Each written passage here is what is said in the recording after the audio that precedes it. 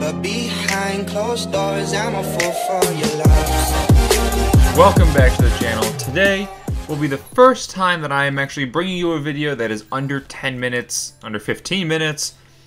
Whatever the case, you won't have to hear me talk for like 10 to 15 minutes. This is going to be our first 5 to 7 minute video. So I hope you guys are as excited as we are. But with the latest content that came out, and that is the Uprising patch with Overwatch, and all that was released, the new skins, the new highlight intros, the new map updates on Eichenwald, all the new updates, everything that came out. There was also a few bugs that have kind of been added into the game as well. Now, a lot of these bugs are merely kind of iffy here and there, they don't really matter, but there are a few of these bugs that actually do affect gameplay quite a lot. So the first one that I'm going to talk about, and actually is going to be the biggest issue, is the Mei bug. So what's going on with Mei is that obviously you guys know when you use Mei, you use her primary or ult, the longer you have it, as soon as you make contact with an enemy, they start to slow down, and eventually they come to a stop and freeze wherever they are. What's going on with it now is that they don't slow down. So if you're trying to hit a Lucio with a Mei, or you're trying to hit a Genji, or any of these characters that Mei is so great against, they never slow down. So a Genji and a Lucio will still be going the same speed no matter, you know, how much damage you're putting down with your primary or ult. Which essentially makes her almost useless, because there's no way that a Mei is going to be able to freeze a Genji or a Lucio or any of these quicker characters if she's not slowing them down at the same time. She just can't keep up.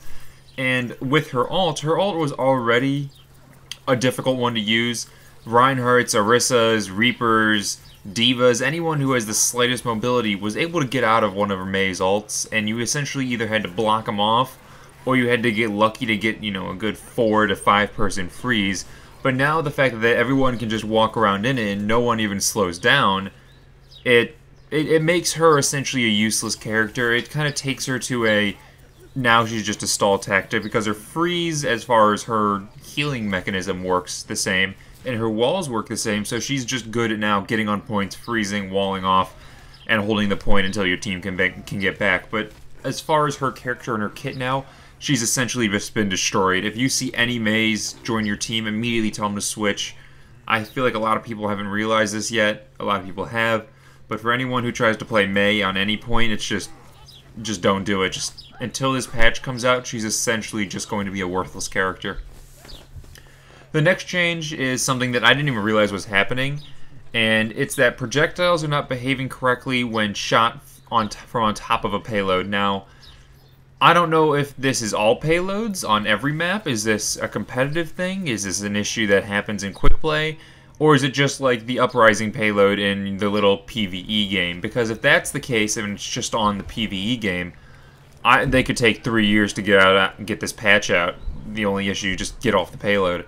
But if this is something that's going on competitive, and you're dealing with Widows, or you're dealing with a soldier, I can see how this could be a kind of a pressing issue. But in most cases, I see this as a very iffy kind of thing. I don't see this being a big issue, but that's going to be coming in the next patch. Uprising has 2 bug fixes incoming.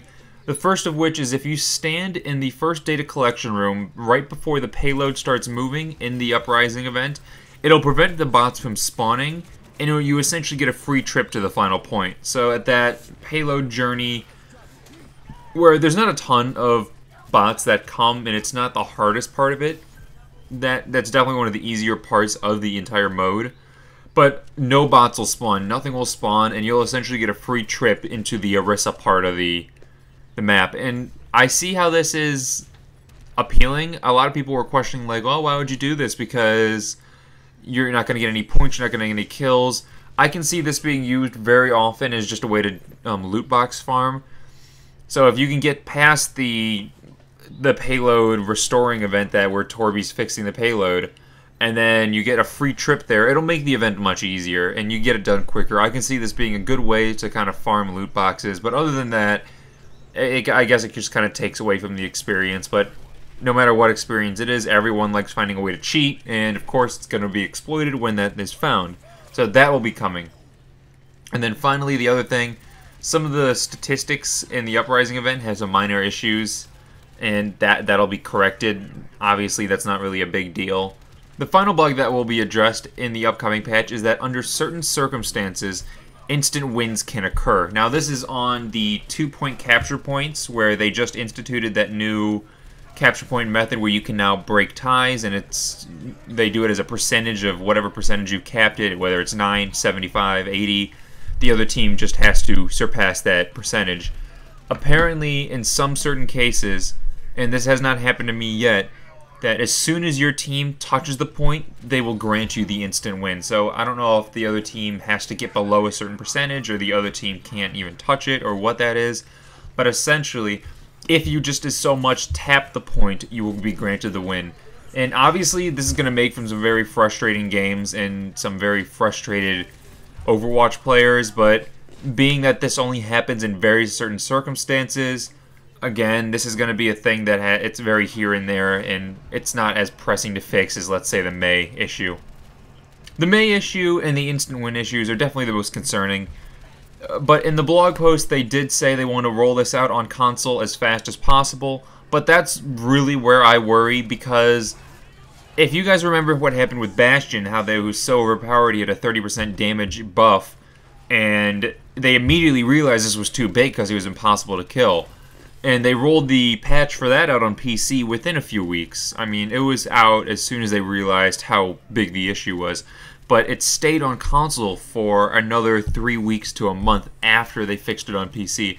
And I'm just worried that we're going to be dealing with a broken Mei and kind of some buggy gameplay for another 3 weeks to a month on console. And I know they're doing their best to roll it out as soon as possible. I know they really want to do this, but it's just something that worries me. Being a console player, Mei is such an important character in so many different cases. I just don't want her to see her broken until like next season starts.